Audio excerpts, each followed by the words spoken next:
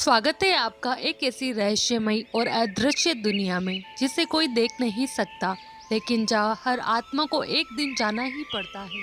मृत्यु यह जीवन का सबसे बड़ा सत्य है, लेकिन क्या आपने कभी सोचा है कि मृत्यु के बाद आत्मा कहाँ जाती है? क्या वह सीधे स्वर्ग या नर्क चली जाती है, या फिर उसे एक लंबी और कठिन यात्रा से गुजरना पड़ता है? हिंदू धर्म ग्रंथों के अनुसार जब किसी व्यक्ति की मृत्यु होती है तो उसकी आत्मा यमलोक की यात्रा पर निकलती है। इस मार्ग में 16 भयानक नगर आते हैं, जहां आत्मा अपने कर्मों का लेखा जोखा देखती है और अनगिनत कठिनाइयों से गुजरती है।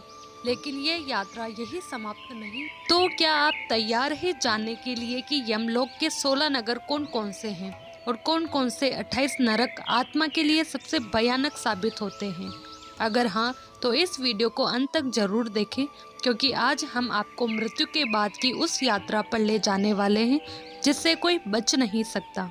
गरुड़ पुराण और अन्य हिंदू धर्म ग्रंथों के अनुसार जब किसी व्यक्ति की मृत्यु होती है तो उसकी आत्मा यमलोक की यात्रा करती है। इस मार्ग में 16 प्रमुख नगर आते हैं, जिन्हें पार करके आत्मा यमराज के दरबार तक पहुंचती है। ये नगर आत्मा के कर्मों के अनुसार कठिनाइयों से भरे होते हैं। आइए इन नगरों का विस्तार से वर्णन करें। सोमनस नगर। सोमनस नगर यमलोक की यात्रा का पहला पड़ाव है, जहां आत्मा को उसके जीवन में किए गए पुण्य कर्मों का संक्षिप्त अनुभव कराया जाता है। जिन लोगों ने अच्छे कर्म किए होते हैं वे यहाँ शांति और आनंद महसूस करते हैं, जबकि पापी आत्माओं को यहाँ बेचैनी और अधूरी इच्छाओं की पीड़ा होती है। पापी आत्माएं इस नगर को जल्द से जल्द पार करना चाहती हैं, क्योंकि आगे की यात्रा उनके लिए और कठिन होने वाली होती है। शोषणपुर। शोषणपुर यमलोक की यात्रा का एक भयानक नगर है, जहां आत्मा को अत्यधिक भूख और प्यास का सामना करना पड़ता है। इस नगर में जल और अन्न का कोई स्रोत नहीं होता, जिससे आत्मा तड़पती रहती है, लेकिन उसे कहीं से कोई राहत नहीं मिलती। यह विशेष रूप से उन लोगों के लिए कष्टदायक होता है जिन्होंने अपने जीवन में दूसरों को भोजन और पानी के लिए तरसाया था, गरीबों को मदद नहीं की या जरूरतमंदों का शोषण किया था। नानकुंडपुर। नानकुंडपुर यमलोक का एक भयानक नगर है, जहां आत्मा को तपती हुई रेत पर नंगे पेट चलना पड़ता है।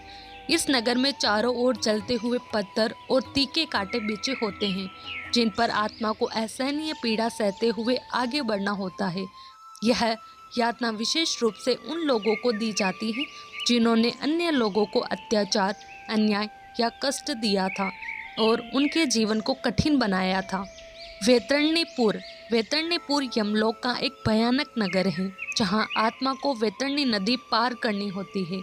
यह नदी खून, मांस, हड्डियों और कीचड़ से भरी होती है, जिससे भयानक दुर्गंध आती है। पुण्य आत्माएं इस नदी को आसानी से पार कर लेती हैं, लेकिन पापी आत्माओं के लिए यह यातना का स्थल बन जाता है। उन्हें इस गंदे जल में डूबते उतराते हुए पार करना पड़ता है, जहां भयानक जलचर जीव भी उन्हें कष्ट देते हैं। यह उन लोगों को सबसे अधिक यातना देता है जिन्होंने अपने जीवन में अधर्म, छल और पाप किए होते हैं। प्रेतपुर। इस नगर में आत्मा को भूत प्रेतों और राक्षसों द्वारा डराया जाता है। यहाँ आत्मा को उसके द्वारा किए गए बुरे कर्मों की याद दिलाई जाती है, जिससे वह अत्यधिक भयभीत हो जाती है। विनाशपुर। इस स्थान पर आत्मा को अपनी मृत्यु का आभास कराया जाता है और बार बार भयंकर पीड़ा दी जाती है। यह नगर उन लोगों के लिए विशेष रूप से कष्टदायक होता है जिन्होंने अपने जीवन में दूसरों को सताया था। पीड़ापुर। यह नगर दर्द और कष्टों से भरा होता है। यहाँ आत्मा को भयंकर यातनाएं दी जाती हैं, जिससे उन्हें अपने पापों का एहसास होता है। रौरवपुर। इस नगर में आत्माओं को रौरव नरक की झलक देखने को मिलती है। यह स्थान अत्यंत भयावह होता है, जहाँ क्रूर यमदूत आत्माओं को घसीटते हुए ले जाते हैं। दूषणपुर। दूषणपुर यमलोक का वह भयावह नगर है, जहाँ धोखेबाज और विश्वासघाती आत्माओं को भेजा जाता है। इस नगर में आत्मा को भ्रम और यातनाओं से भरी दुनिया में छोड़ दिया जाता है, जहाँ हर ओर अराजकता और पीड़ा ही पीड़ा होती है। यहाँ आत्मा को हर चीज धोखा देती है। जो सुखद लगता है वह दर्द में बदल जाता है, और जो आशा की किरण लगती है वह और बड़े कष्ट का कारण बन जाती है। यह उन लोगों के लिए सबसे बड़ी सजा होती है जिन्होंने अपने जीवन में छल, कपट और विश्वासघात किया था। पापपुर। पापपुर यमलोक का एक भयानक नगर है जहां आत्मा को अपने सभी पाप कर्मों का सीधा अनुभव कराया जाता है। यहाँ आत्मा को अपने जीवन में किए गए हर अधर्म, अन्याय और बुरे कर्मों को फिर से जीना पड़ता है, मानो वे उसी क्षण दोबारा घटित हो रहे हो। आत्मा को वही दर्द और पीड़ा महसूस होती है जो उसने दूसरों को अपने कर्मों से दी थी। यह नगर आत्मा को उसके पापों का बोध कराने और उसे उसके किए पर पछताने के लिए बनाया गया है, लेकिन यहाँ पश्चाताप करने से भी कोई राहत नहीं मिलती। क्रोधपुर। क्रोधपुर यमलोक का वह नगर है जहाँ उन आत्माओं को रखा जाता है जिन्होंने अपने जीवन में अत्यधिक क्रोध, हिंसा और आक्रोश से दूसरों को कष्ट पहुँचाया था। इस नगर में चारों ओर आग की भयंकर लपटें उठती रहती हैं, जिससे आत्मा को असहनीय गर्मी और जलन का अनुभव होता है। यहाँ आत्माओं को जलते हुए रास्तों और अंगारों पर चलना पड़ता है, जहाँ हर कदम के साथ उनकी पीड़ा और बढ़ती जाती है। यह नगर उन लोगों के लिए एक सीख है जिन्होंने अपने क्रोध के कारण अन्य लोगों के जीवन में अशांति और दुख फैलाया था। तामसपुर। तामसपुर यमलोक का वह भयावह नगर है जहाँ उन आत्माओं को भेजा जाता है जिन्होंने अपने जीवन में अत्यधिक तामसी प्रवृत्तियां अपनाई थी, जैसे मांसाहार, नशा, हिंसा और अधार्मिक कर्म। इस नगर में चारों ओर अंधकार और डरावनी आवाजें गूंजती रहती हैं, जिससे आत्मा लगातार भय और बेचैनी महसूस करती है। यहाँ न कोई प्रकाश होता है, न कोई शांति, बस अज्ञात डर और भयानक प्रेतमाओं का साया आत्मा को सताता रहता है।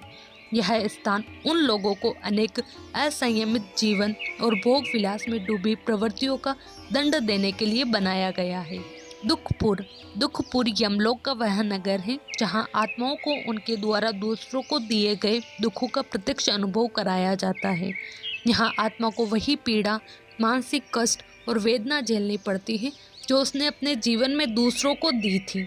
यदि किसी ने दूसरों को अपमानित किया, कष्ट पहुंचाया या उनके जीवन को दुखमय बनाया, तो उसे यहाँ गहरी मानसिक और शारीरिक यातनाएं सहनी पड़ती है।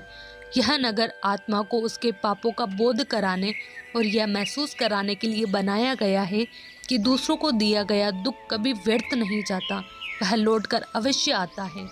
यहाँ दी जाने वाली यातनाएं आत्मा को उसके द्वारा किए गए अन्याय, अपराध और पापों का एहसास कराती है। यह नगर इस बात का प्रतीक है कि कर्मों का हिसाब जरूर होता है और दंड से कोई नहीं बच सकता। यातनापुर। यातनापुर यमलोक का सबसे भयावह नगर है जहाँ अत्यधिक कष्टदायी यातनाएं दी जाती हैं। इस नगर में यमराज के सैनिक पापी आत्माओं को पकड़कर उन्हें भयंकर पीड़ा पहुंचाते हैं। आत्माओं को नुकीले हथियारों से दंडित किया जाता है, जलते हुए कोड़ों से पीटा जाता है और असहनीय यातनाओं से गुजरना पड़ता है। यह नगर विशेष रूप से उन लोगों के लिए बनाया गया है जिन्होंने निर्दोष लोगों को सताया, अत्याचार किया या जीवन भर दूसरों को दर्द और दुख दिया। यहाँ आत्मा को अपने हर पाप की सजा भोगनी पड़ती है, जिससे उसे एहसास होता है कि कर्मों का न्याय अटल है और बुराई का अंत निश्चित है। दंडपुर। दंडपुर यमलोक का वह नगर है जहाँ न्याय और दंड का निर्णय लिया जाता है। इस नगर में यमराज के दूत आत्माओं को उनके जीवन के किए गए पापों के अनुसार कठोर दंड देते हैं। कुछ आत्माओं को लोहे की जंजीरों से बांधकर घसीटा जाता है, तो कुछ को जलते हुए अंगारों पर जलने के लिए मजबूर किया जाता है। यमपुरी। यमपुरी यमलोक का अंतिम और सबसे महत्वपूर्ण नगर है जहाँ यमराज का भव्य दरबार स्थित है। यही वह स्थान है जहाँ आत्मा की पूरी यात्रा समाप्त होती है और उसके कर्मों का अंतिम निर्णय सुनाया जाता है। यहाँ चित्रगुप्त आत्मा के संपूर्ण जीवन का लेखा जोखा यमराज के समक्ष प्रस्तुत करते हैं, जिसमें उसके अच्छे और बुरे कर्मों का पूरा विवरण होता है। इसके बाद यमराज आत्मा के कर्मों के आधार पर यह निर्णय लेते हैं कि उसे स्वर्ग में भेजा जाएगा, नरक की यातनाएं भोगनी होगी या फिर पुनर्जन्म लेकर पृथ्वी पर लौटना होगा। यही वह स्थान है जहाँ आत्मा को उसके किए गए कर्मों का पूर्ण और निष्पक्ष न्याय मिलता है। हिंदू धर्म ग्रंथों, विशेष रूप से गरुड़ पुराण में मृत्यु के बाद आत्मा के कर्मों के अनुसार उसे स्वर्ग या नरक में भेजा जाता है। यदि किसी ने जीवन में पाप किए हो तो उसे नर्क में भेजा जाता है, जहाँ वह अपने पापों के अनुरूप यातनाएं भोगता है। गरुड़ पुराण में 28 प्रकार के नरकों का वर्णन मिलता है, जिसमें आत्मा को अलग अलग दंड दिए जाते हैं। आइए विस्तार से इन नरकों के बारे में जानें। तमिश्रम यमलोक के इस नर्क में उन लोगों को भेजा जाता है जिन्होंने अपने जीवन में दूसरे लोगों की संपत्ति हड़पी होती है। साथ ही तमिश्रम नर्क में आने वाले पूरे लोगों को मारा पीटा भी जाता है। अंध तमिश्रम अपने परिवार को धोखा देकर उनकी संपत्ति हड़पने वाले को भयंकर अंधकार में रखा जाता है, जिससे वह पागल हो जाता है। रौर्व निर्दोष और कमजोर लोगों को सताने वाले को गर्म लोहे के जंगल में छोड़ दिया जाता है, जहां वह अत्यधिक पीड़ा भोगते हैं। महारौर्व निर्दोष जीवों को कष्ट देने वाले को हिंसक पशु और कीड़ों के बीच डाल दिया जाता है, जो उन्हें लगातार कष्ट देते हैं। कुंभीपाक मांसाहार करने वाले और निर्दोष जानवरों की हत्या में भागीदार बनने वालों को मृत्यु के बाद भयानक यातनाएं सहनी पड़ती हैं। उनकी आत्मा को खोलते हुए तेल में डाला जाता है, जहाँ वे असहनीय पीड़ा में तड़पते हैं। यह उनके कर्मों का दंड होता है। कल्पसूत्र जो लोग तपस्वी बनने का दिखावा करते हैं लेकिन वास्तविक रूप से सच्ची तपस्या नहीं करते, वे पाप के भागीदार होते हैं। मृत्यु के बाद उनकी आत्मा को एक ऐसे नर्क में भेजा जाता है जहां उन्हें अत्यधिक गर्मी और हाड़ कंपा देने वाली ठंड का सामना करना पड़ता है। यह दंड उन्हें उनके छल और दिखावे के लिए भोगना पड़ता है। 80 पात्रवन जो लोग धर्म का अपमान करते हैं और धार्मिक स्थलों को नष्ट करते हैं, वे गंभीर पाप के भागीदार होते हैं। मृत्यु के बाद उनकी आत्मा को एक भयावह नर्क में भेज दिया जाता है, जहाँ उन्हें तलवारों के नुकीले पेड़ों के बीच फेंका जाता है। शुक्र मुख जो लोग निर्दोष व्यक्तियों पर अत्याचार करते हैं, वे घोर पाप के भागी होते हैं। मृत्यु के बाद उनकी आत्मा को एक भयानक नर्क में भेज दिया जाता है, जहाँ जंगली जानवर उन्हें नोचते और घसोटते रहते हैं। अंधकूप जो लोग अपने धन, शक्ति और अधिकार का दुरुपयोग करते हैं, वे गंभीर पाप के भागीदार होते हैं। मृत्यु के बाद उनकी आत्मा को एक भयावह नर्क में भेज दिया जाता है, जहाँ उन्हें जहरीले जीवों और कीड़ों के बीच डाल दिया जाता है। तप्त सूर्य जो लोग व्यभिचारी और चरित्रहीन होते हैं, वे घोर पाप के भोगी होते हैं। मृत्यु के बाद उनकी आत्मा को जलते हुए लोहे के खंभों से चिपका दिया जाता है, जहाँ वे असहनीय पीड़ा में तड़पते रहते हैं। व्रज कंटक शालमली जो स्त्रियां पुरुष को धोखा देते हैं, उनकी आत्मा मृत्यु के बाद कांटों से भरे वृक्षों पर लटकाई जाती है, जहाँ वे असहनीय पीड़ा में तड़पते रहते हैं। वेतरणी भ्रष्ट और अधर्मी राजा, अधिकारी या नेता मृत्यु के बाद वेतरणी नदी में डाले जाते हैं, जहाँ उन्हें रक्त, कीचड़ और मल से भरी नदी पार करनी पड़ती है और वे अत्यंत कष्ट भोगते हैं। पूई वहन जो दुष्ट प्रवृत्ति के होते हैं, उनकी आत्मा मृत्यु के बाद गंदी और भयावह जगह में डाल दी जाती है, जहाँ वे असहनीय यातना सहते हैं। प्रवाह अभिमानी और अहंकारी लोगों की आत्मा मृत्यु के बाद तेज बहाव वाली धारा में गिर जाती है, जहाँ वे लगातार डूबते तैरते रहते हैं और पीड़ा भोगते हैं।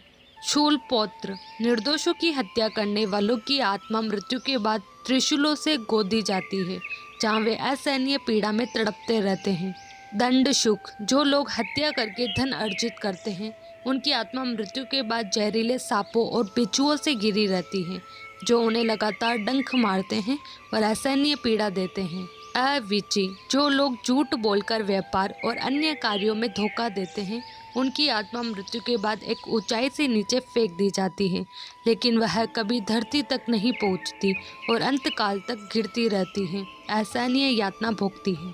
पापशिला जो लोग परिवार या मित्रों के साथ विश्वासघात करते हैं, उनकी आत्मा मृत्यु के बाद भारी पत्थर से दबा दी जाती है, जहाँ वे असहनीय पीड़ा में तड़पते रहते हैं। स्वभोजन जो लोभी और लालची होते हैं, उनकी आत्मा मृत्यु के बाद भयानक कुत्तों के बीच डाल दी जाती है, जहाँ वे उन्हें नोच नोच कर खा जाते हैं और वे असहनीय यातना भोगते हैं। संहाता जो रिश्वत लेते हैं और अन्याय करते हैं, उनकी आत्मा मृत्यु के बाद लोहे की आरी से काटी जाती है, जहाँ वे असहनीय पीड़ा में तड़पते रहते हैं। लोह मूत्र जो लोग गलत शिक्षा देते हैं और अधर्मी लोग होते हैं, उनकी आत्मा मृत्यु के बाद कठोर दंड भोगती है। उनके मुंह में पिघला हुआ लोहा डाला जाता है, जिससे वे असहनीय पीड़ा में तड़पते रहते हैं। रक्षोगण भोजन, जो पाखंडी और झूठे धार्मिक गुरु होते हैं, उनकी आत्मा मृत्यु के बाद राक्षसों के भोजन के रूप में डाल दी जाती है, जहाँ वे असहनीय यातना भोगते हैं। सूची मुख, जो लोग धन संग्रह में लिप्त रहते हैं और कंजूसी करते हैं, उनकी आत्मा मृत्यु के बाद दंड स्वरूप गर्म लोहे की सुइयों से छलनी कर दी जाती है, जिससे वे असहनीय पीड़ा में तड़पते रहते हैं। जल तरंग, जो लोग जानवरों पर अत्याचार करते हैं, उनकी आत्मा मृत्यु के बाद उबलते पानी में डुबो दी जाती है, जहाँ वे असहनीय पीड़ा में तड़पते रहते हैं। कृष्ण सूत्र, जो अश्लील साहित्य लिखते हैं या अनैतिक शिक्षा देते हैं, उनकी आत्मा मृत्यु के बाद आग की भयानक लपटों में डाल दी जाती है, जहाँ वे असहनीय यातना भोगते हैं। रक्त कुंड, जो हत्या करते हैं, उनकी आत्मा मृत्यु के बाद रक्त से भरे कुएं में डुबो दी जाती है, जहाँ वे असहनीय पीड़ा में तड़पते रहते हैं। श्वेत सूत्र, जो जातिवाद और भेदभाव फैलाते हैं, उनकी आत्मा मृत्यु के बाद बर्फ की चट्टानों में डाल दी जाती है, जहाँ वे भीषण ठंड में तड़पते रहते हैं और असहनीय यातना भोगते हैं। महास्नान, जो अशुद्ध और गंदे कार्य करते हैं, उनकी आत्मा मृत्यु के बाद जलती हुई रेत से नहलाई जाती है, जहाँ वे असहनीय पीड़ा से तड़पते रहते हैं। गरुड़ पुराण में वर्णित इन 28 नरकों का उद्देश्य यह समझाना है कि जीवन में किए गए बुरे कर्मों का दंड अवश्य मिलता है, इसलिए हमें सदैव अच्छे कर्म करने चाहिए ताकि यमलोक की भयावह यातनाओं से बचा जा सके। तो यह थी यमलोक की भयावह यात्रा, सोलानगर, जहाँ आत्मा को अपने कर्मों का लेखा जोखा देखना पड़ता है, और 28 नर्क, जहाँ उसे अपने पापों की भयंकर यातनाएं भोगनी पड़ती हैं। गरुड़ पुराण हमें यह सिखाता है कि जीवन में किए गए अच्छे और बुरे कर्मों का परिणाम हमें मृत्यु के बाद अवश्य मिलता है। अगर हमने धर्म, सत्य और सदाचार का पालन किया तो हमें स्वर्ग की प्राप्ति होती है, लेकिन अगर हमने पाप किए तो नरक की यातनाओं से बचना असंभव है। पर सवाल यह है, क्या हम अपने कर्मों को सुधार सकते हैं ताकि हमें इस भयानक यात्रा से न गुजरना पड़े? अगर आपको यह वीडियो पसंद आया हो तो इसे लाइक करें, शेयर करें और हमारे चैनल को सब्सक्राइब करना न भूलें, क्योंकि हम लाते रहेंगे ऐसे ही अद्भुत और रहस्यमय ज्ञान से भरे वीडियो।